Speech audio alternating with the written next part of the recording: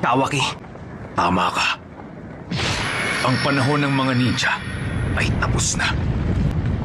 Ako.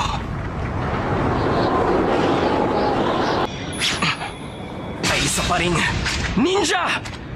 Nangyari ang kwento. Mga ilang taon na rin ang nakalipas. Oh, iba sila.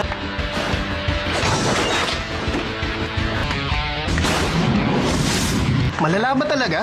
Sinabi mo pa. Talagang malala. Mukhang magdamag na naman ako dito sa opisina. Bakit ba kasi kailangan kitang samahan sa lahat ng oras? Hindi ka kakain? Kakain. Teka, bakit ganito?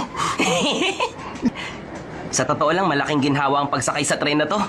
Masyado ng modern ng Kono, ha? Hmm. Maraming bagay tayong kailangan paghandaan